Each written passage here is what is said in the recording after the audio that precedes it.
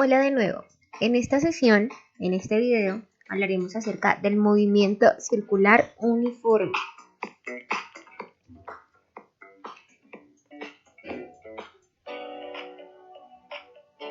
Para este movimiento hablaremos acerca de la velocidad angular, puesto que el comportamiento de las velocidades ya no va a ser igual al comportamiento del que veníamos hablando anteriormente, porque anteriormente hablábamos de superficies planas, por así decirlo, pero en este caso hablamos de superficies circulares.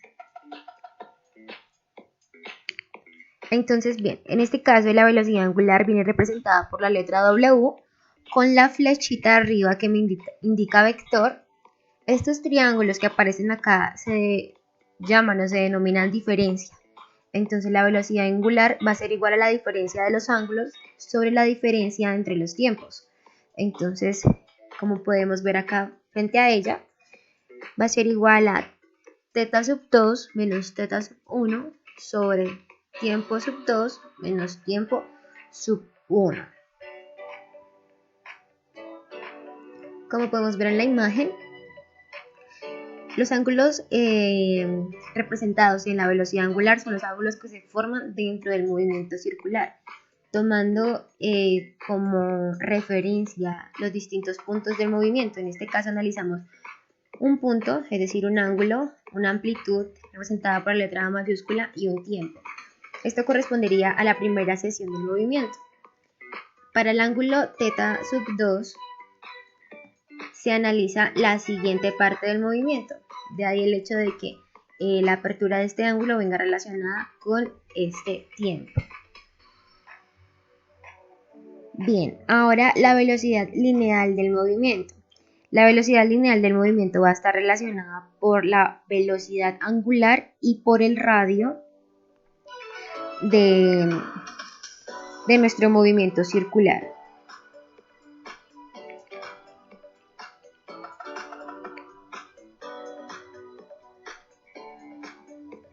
Bueno, como diferencia del movimiento circular al movimiento circular uniforme,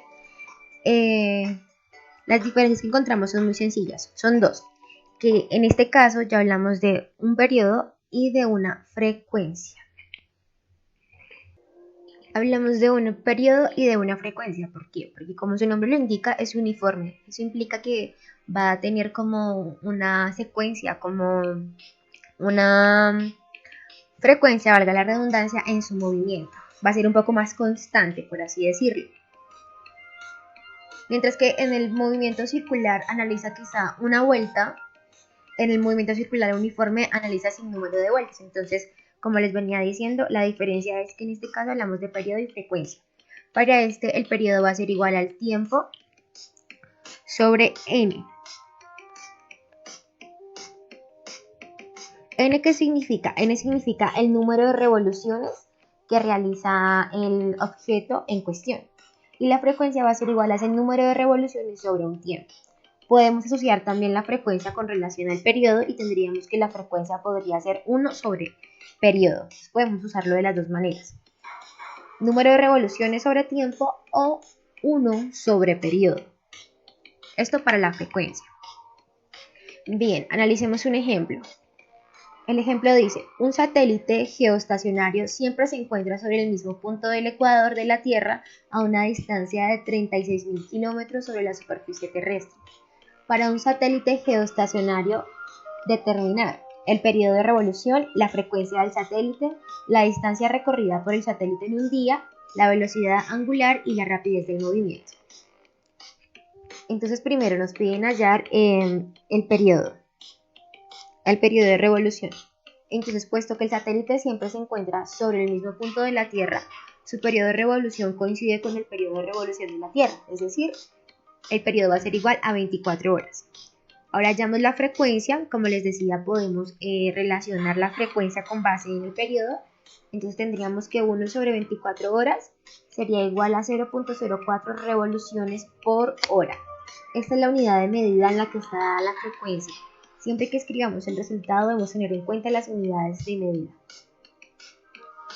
Siguiente, nos pide hallar la distancia recorrida por el satélite en un día. Entonces, como el radio de la Tierra es 6.400 kilómetros, tenemos que el radio de la trayectoria del satélite es. Entonces, ¿qué vamos a hacer? Vamos a sumar el radio de la Tierra más la distancia sobre la superficie terrestre. En este caso sería 36.000 kilómetros.